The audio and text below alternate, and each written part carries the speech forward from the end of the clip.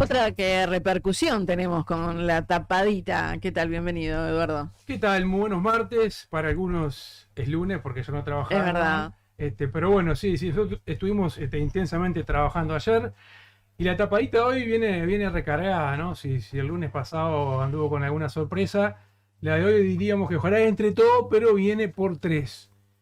Tema derivaciones de los audios, del audio de la declaración del caso Astesiano, que vimos acá parte el martes y ustedes Y parte el miércoles. dieron el miércoles. Segundo tema de la tapadita va a ser el funcionario del gobierno, jerarquía que se atiende en el hospital policial, después sobre todo toda esa polémica que hubo el año pasado. Incluso hay una investigación a nivel del Parlamento, ¿no? Con el tema de la atención en el anterior gobierno de funcionarios en el hospital policial. Y el tercer tema, un tema muy muy sensible y ojalá que nos entre, que tenemos aquí, bueno, el documento de cuál es la situación, ¿no?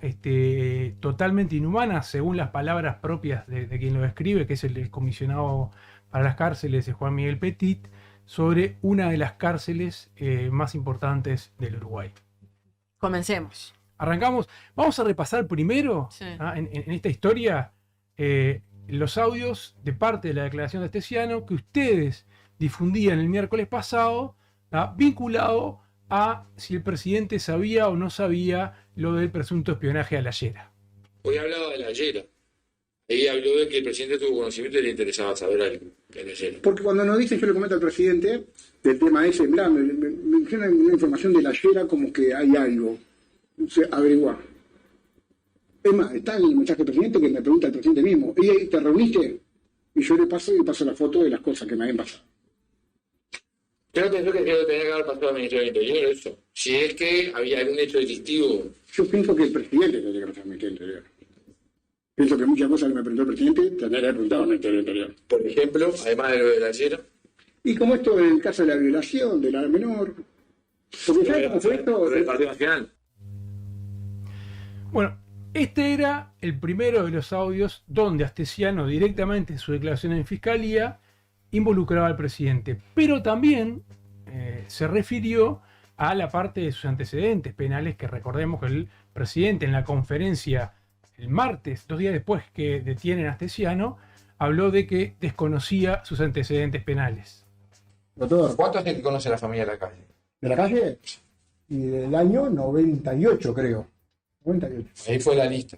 No, yo participé en una lista que era Nené Villanueva, que éramos 30 y poníamos gente para poner porque no nos votaban ni la gente que teníamos en la lista. Era una lista que no era que yo estaba. No, yo ahí conocí al padre, fui a un acto, yo le digo la verdad cómo fue, yo fui a un acto, estaba el comisario Custer, en el acto que era el jefe de la seguridad del presidente, del padre de Luis. Ahí me dice, ¿qué vas haciendo acá? No sé qué, mirá, sos blanco, sí, soy blanco, mirá, y estamos buscando un chofer. Y digo, bueno, dale. Y yo ahora estoy sin laburo. Bueno, tal, ¿cómo era? Me pidió el legajo mío de la jefatura. Digo, la verdad, yo me fui a la policía, yo nunca tuve nada, puede ver el legajo mío, que nunca tuve un problema. Pidió en el legajo. ¿Usted fue policía hasta qué? Fui policía, señor. ¿Hasta qué año? No me acuerdo, ¿sabes qué? ¿Y hasta qué cargo llegó? Digo la verdad, a veces no me acuerdo ni el nombre de mis hijos ni mi yerno ahora. Mire que yo salí de estar preso en el 2013, que estuve preso, usted vio que tengo un antecedente, y yo iba preso cada rato porque a mí no me daban la cédula de identidad. Después de haber cumplido, yo tuve casi 3 años, 4 años, fíjense en las detenciones que estaba sin cédula. Y iba y me llevaban, te ponía un policía al lado del intendente civil y me llevaba preso. Y iba y me llevaba preso. ¿Y el presidente no sabía que usted había tenido todas esas inhalaciones y había sido procesado? Sí, pienso que le sí, sí. ¿Sí o no? Sí, pienso que sabía. Sí. ¿Por qué lo negó? Nunca le pedí nada, estando mal, pasando hambre, estando preso, nunca le pedí nada a la política. Nada. Que me han dicho, vos, Fira, nunca viniste a decirme nada. Nada. Nunca le pedí nada a la política. Bueno, estos audios, ustedes lo compartieron con la audiencia el miércoles de la semana pasada. Un día después de la tapadita pasada. Un día después de la tapadita, exactamente. ¿Y qué pasó? Parece que no cayeron nada bien en la torre ejecutiva y tampoco en fiscalía. Diríamos que al promediar la media mañana, el presidente de la República, Luis Lacalle Pou, llamó al fiscal de corte, Juan Gómez. Nosotros lo tenemos confirmado por diferentes fuentes a esta llamada. Incluso hablamos con el fiscal de corte, Juan Gómez, que para ver un poco si en realidad iba por el lado que nosotros pensábamos, y el doctor Juan Gómez nos dijo que él, de las conversaciones privadas, o sea, la conversación que tuvo entre el presidente de la República y el fiscal de Juan Gómez, él no iba a hablar de ese tema, que era un asunto interno y que no correspondía hablar. Que no es no sé si es habitual, pero no es la primera vez que el presidente llama al fiscal de corte. No, sí, nosotros no estamos sugiriendo... Digo que ya varias veces lo ha llamado.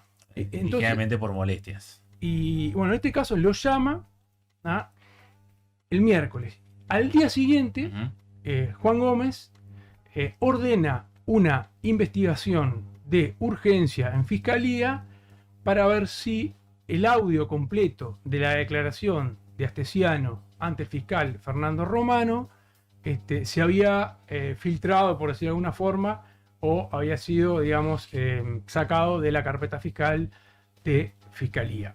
Esa investigación de urgencia comenzó el viernes.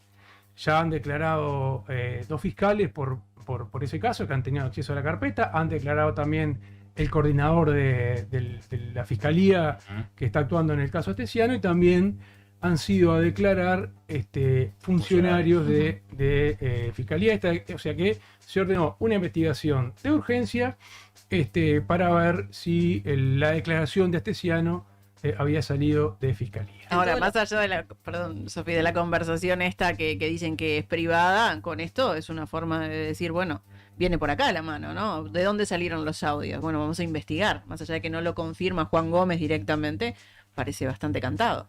Sí, la información que tenemos de diferentes fuentes es que existía malestar tanto en el Poder Ejecutivo, en la Torre Ejecutiva, como en Fiscalía. Enojo fue el término, más que malestar, el término que utilizaron tanto de la Torre como de Fiscalía fue que había enojo porque, estaba saliendo a la luz esa declaración de Astesiano. Bueno, recordemos que el día miércoles también que lo compartimos, el abogado de Astesiano, el doctor Prieto, también manifestó enojo porque se difundiera hasta este audio. Bueno, pero nosotros estamos cumpliendo con nuestro trabajo, ¿no? Y justamente la tapadita trata de esas cosas, de hurgar y de buscar información. Esto es información de interés público, es la declaración del ex jefe de la custodia presidencial.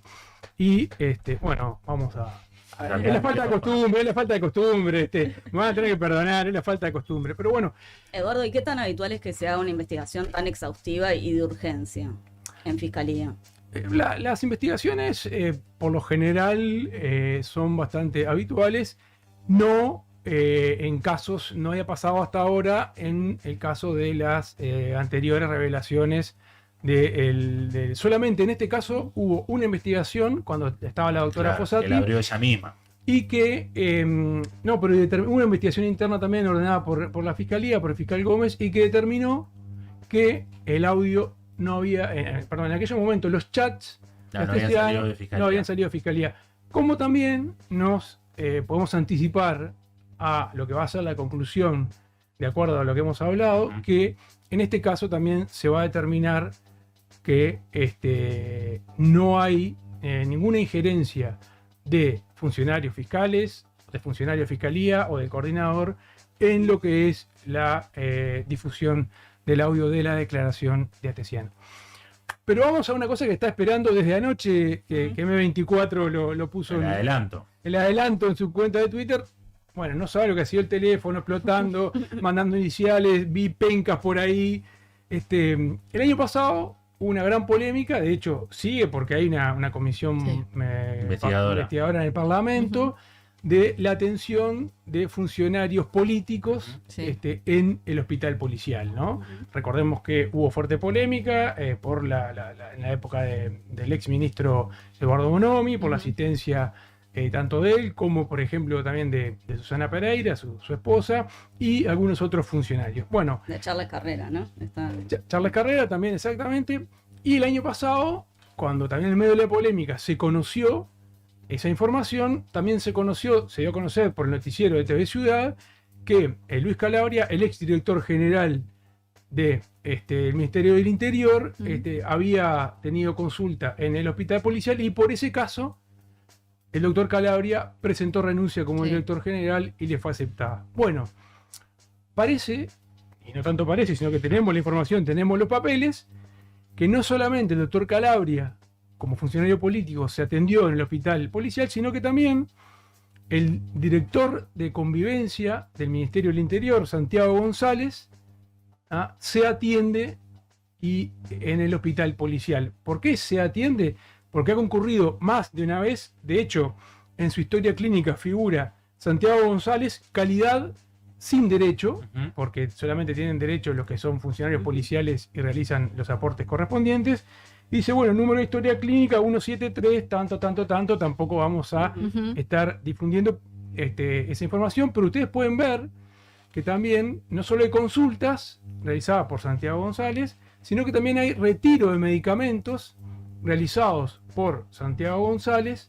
Ahora, recientemente, creo que el último retiro de medicamento fue el 21 del 4, o sea, el 21 de abril. Retiro de medicamentos por parte de Santiago González de la farmacia del hospital policial. Digamos que es habitual, entonces, que Tiene la historia clínica, o sea. la historia clínica es alguien habitual al hospital policial. Exacto, incluso el año pasado, en medio de la polémica por Calabria, Santiago González tenía agendada una consulta con un especialista. Y la suspende. La suspendió porque estaba justamente en el medio de la polémica. Estaba todo muy candente. Si mal no recuerdo, y los papeles no me juegan a mala memoria, fue el 4 de agosto, estaba fechada esa consulta que Santiago González suspendió. Pero ahora este año siguió asistiéndose con especialistas y con médicos del hospital policial, lo que seguramente pueda generar alguna que otra polémica pública, porque sobre todo dice que no, en la historia clínica dice calidad sin derecho. Ayer cuando hablábamos con algunas fuentes policiales que nos estaban confirmando más detalles de la información y nos estaban enviando la documentación correspondiente, que ustedes pueden ver en las redes sociales de M24, incluso también las pueden ver. Lo están pasando en YouTube también. Ahí está, lo pueden ver al aire. Porque ahora ya no somos radio y televisión, ¿no? Ya es todo, exacto. Pero bueno, ahí está la documentación y nos confirman que había como que cierto malestar entre funcionarios policiales por no solo por este hecho, sino porque siempre terminan siendo, ellos entienden, los policías, que ese hospital debe estar reservado solo para trabajadores, funcionarios policiales. Claro, ahí eso te iba a consultar, qué tan, entre comillas, legal es, ¿no? O sea, que se atiendan otras personas que o trabajan para el Ministerio del Interior esporádicamente, pero no son funcionarios. Por esto que había pasado con administraciones anteriores. Exacto. Bueno, en administraciones anteriores, el fallecido ministro del Interior, Eduardo Bonomi, había dado la orden de que los funcionarios políticos, durante su mandato, se atendieran en el hospital policial, ¿no? No queda claro si en este gobierno existe o no existe esa orden. Lo que sí, el único antecedente público que conocemos fue la situación de Calabria, Claro. que se asistió en el hospital policial y presentó renuncia porque el doctor Calabria entendió que tenía que renunciar. Sí, tenía una situación ahí que si lo hacía por su prestador de salud le demoraba más en atenderse y era de carácter rápido y por eso fue al hospital policial. Esa es su explicación. Esa fue la explicación que realizó Calabria. También acá entramos en eso. Hemos estado viendo en estos días las demoras que hay a nivel de sistema mutual. Claro. Cuando uno pide consultas para especialistas, por ejemplo en el caso de Santiago González fue a ver un especialista, y claro, nos decían las fuentes policiales que los jerarcas del Ministerio del Interior levantan el teléfono y no le dan hora para dentro de 2 meses. Claro. Y dicen, vení mañana, vení pasado mañana, y lo mismo también sucede con el retiro de medicamentos, ¿no? Si vos tenés que consultar a un cardiólogo o tenés que consultar a diferentes médicos, especialistas, bueno, en vez de darte para dentro de 2 meses, vas a las 24 horas, 48, y también eso tiene que ver un poco con el retiro de medicamentos. Claro. Había pasado también el año pasado con alguna autoridad, con algún hisopado que se habían hecho, Bueno, que también ahí agilizaban tiempo. Eso pasó con el propio ministro del Interior, Luis Alberto Heber, reconoció que 3 veces se realizó hisopados en el hospital policial. También uno de sus asesores directos se realizó hisopados en el hospital policial. Bueno, pero hasta ahora se desconocía quiénes más habían sido asistidos. Hoy estamos contando ahí sobre todo en lo que dice la historia clínica, ¿no? Calidad sin derecho, número de historia clínica.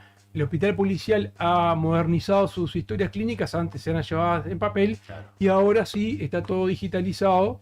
Y bueno, ahí se puede ver todas las diferentes consultas que ha realizado en este caso Santiago Sí, González. también me resulta curioso el retiro de medicamentos, ¿no? Porque una cosa es, bueno, que vos te atiendas, porque a veces puede que por determinada patología necesitas hacerlo rápido, pero el medicamento lo puedes llegar a retirar en otro lugar, ¿no? Comprarlo en la O en cualquier farmacia. farmacia, con la orden, te van a hacer el descuento.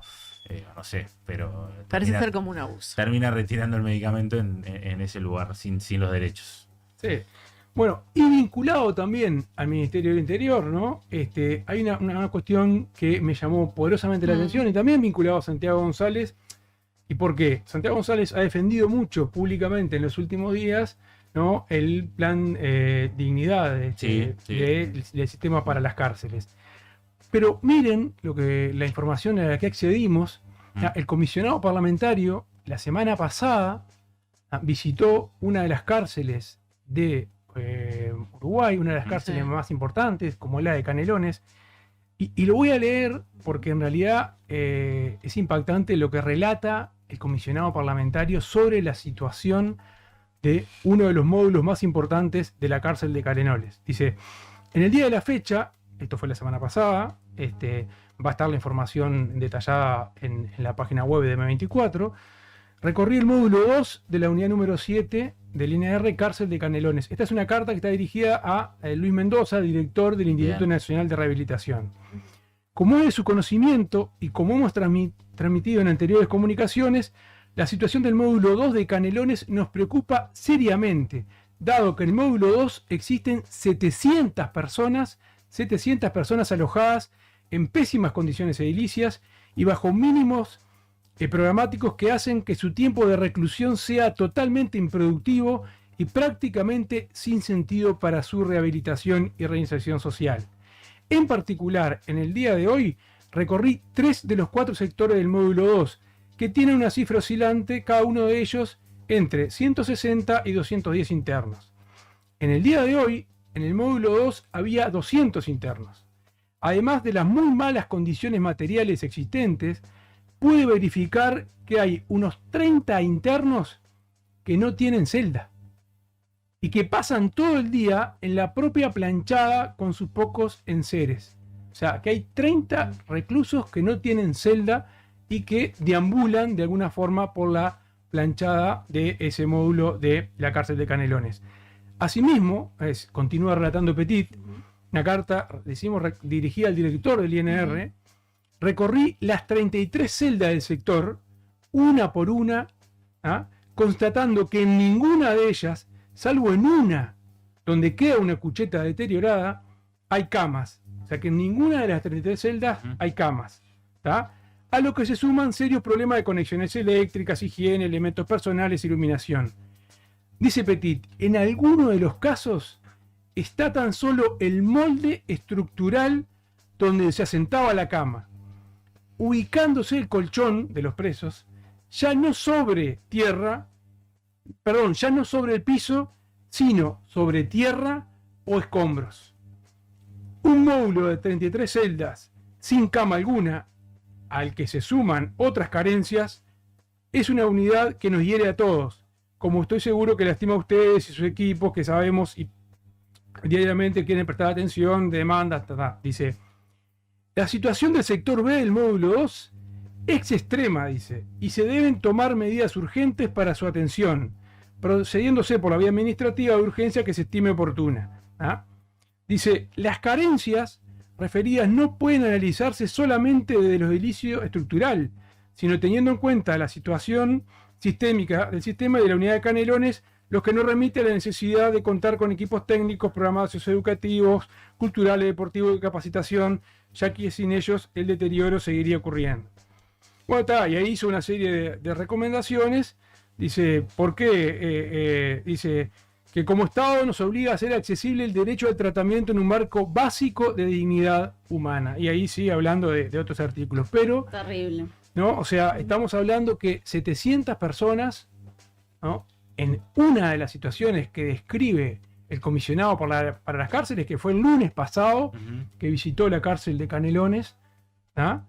O sea, no tienen camas para dormir.